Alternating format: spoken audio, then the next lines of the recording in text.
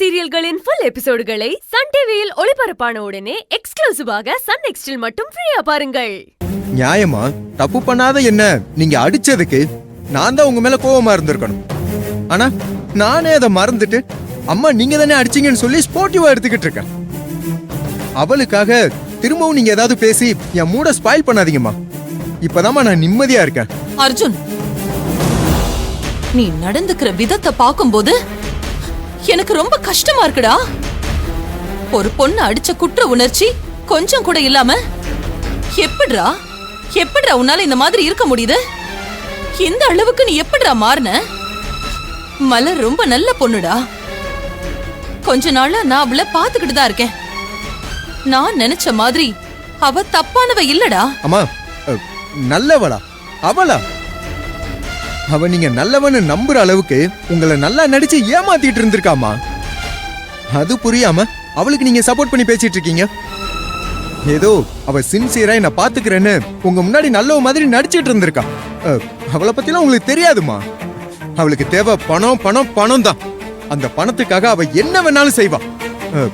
அத புரிஞ்சுக்காம அவ நல்லவன்னு சர்டிபிகேட் கொடுத்துட்டு இருக்கீங்க. ஏய் அர்ஜுன், ஏடா நீ யாரா அப்படிலாம் பேசிட்டு இருக்க? அத்தை சொன்னா அதுல 1000 அர்த்தம் இருக்கும் நீ சொல்லுவியாடா? ஆனா இப்போ அவங்க சொல்றதே தப்புன்னு சொல்லிட்டு இருக்க. மாமா, அம்மா தப்ப புரிஞ்சுக்கிறதுக்காக தான் மாமா சொல்றேன். அர்ஜுன், நீ இந்த அளவுக்கு மாறி இருப்பன்னு நான் நினைக்கவே இல்ல. பாத்தீங்களா ஆனந்த், இவன் எப்படி பேசுறான்னு பாத்தீங்களா? நான் தான் சொன்னனே, இவன் என் புள்ளையா மட்டும் இல்ல, ஆம்பளைங்கிற ஆணவத்துல இருக்கான்னு. அத நிரூபிக்கிறான் பாருங்க. அம்மா, நீங்க எப்படி நினைச்சுக்கிட்டாலும் பரவாயில்ல. ஏன் அவளுக்காக நீங்க என்கிட்ட பேசாம போனா கூட பரவாயில்ல.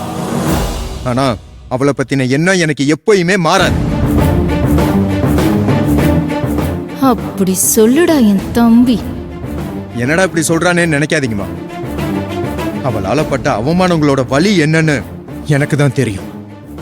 அந்த வீடியோவை அவ சோசியல் மீடியால விட்டதால பாக்குறவங்க எல்லாம் என்ன பொம்பளை பொறுக்குன்னு சொல்லும் போது நான் எவ்வளவு கஷ்டப்பட்டேன்னு எனக்கு தான் தெரியும். நீங்க வேணா அதை மறக்கலாம். என்னால அதை மறக்கவும் முடியாது, மன்னிக்கவும் முடியாது.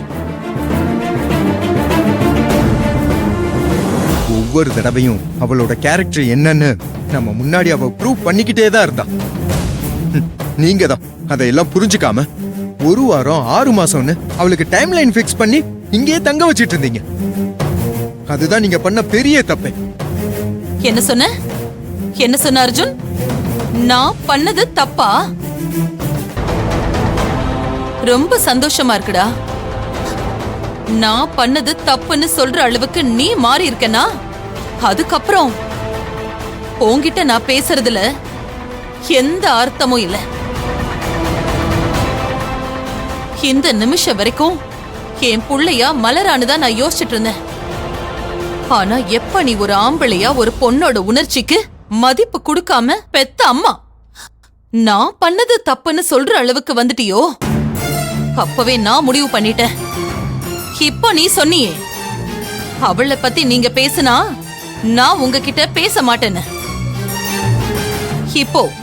இப்போ சொல்றேன், என்னைக்கு நீ செஞ்சது தப்புன்னு புரிஞ்சுக்கிட்டு மலர் கிட்ட மன்னிப்பு கேட்டு அவளை கூட்டிட்டு வரியோ, அது வரைக்கும் நான் உன்கிட்ட பேசவே மாட்டேன்.